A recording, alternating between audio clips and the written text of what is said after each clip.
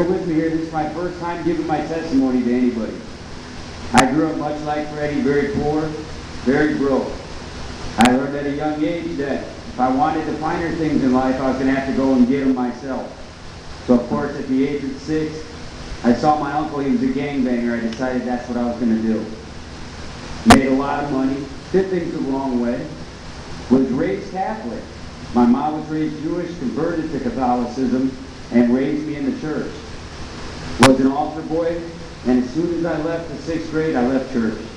Ran from it for as long as I could. Stayed away from it. Got in more trouble.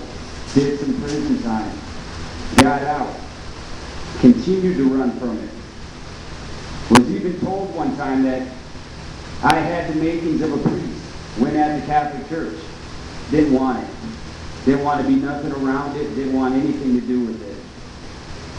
So my running brought me out here to Arizona, where I decided I was going to try and change my life. That didn't happen. I continued to run. I continued to do wrong. I continued to hurt people, sell drugs, all the things that I knew I shouldn't be doing.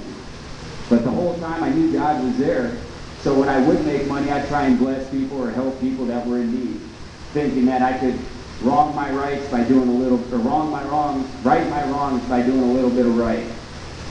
Didn't know the word, didn't know the right way to go about correcting the problems that I had or the things that I had done wrong. And ultimately, it led me to getting shot. Well, the guy who shot me was still out there, and a man had been at my work trying to get me to go to church for quite some time. Before I got shot, I finally got tired of him bugging me about it, so I told him, I said, "Here, man, here's my word, I'll go to church within the next 4 weeks." He asked me to go that week. I told him, "This one, we'll count this as the first week, but I'm not going." He asked me to go the second week. Told him I'm not going. Third week, not going. Was using drugs at the time. The 4th week, he called me Friday night from the parking lot, and he was crying. And I'd never heard this man cry the way he was crying that night. And he told me, he said, "Brother, please promise me you come to church this week. Promise me." So I told him, "All right. Matter of fact, come get me the next day. That way when when I do come to church on Sunday, I'll be completely sober and I'll get what I'm supposed to get out of it." Well, the next day I got shot.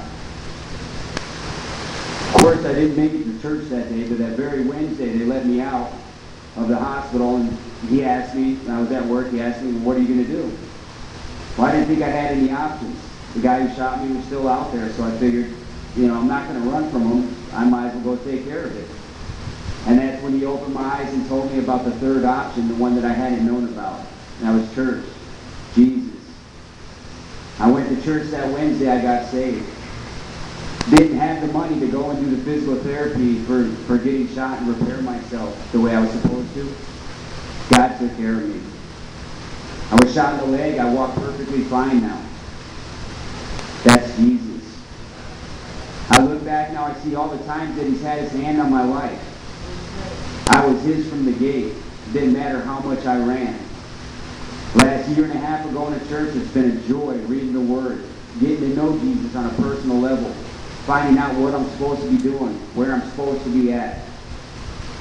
I thank Jesus for giving me that extra shot at life when I ran for so long. But if it wasn't for him, I wouldn't be here today.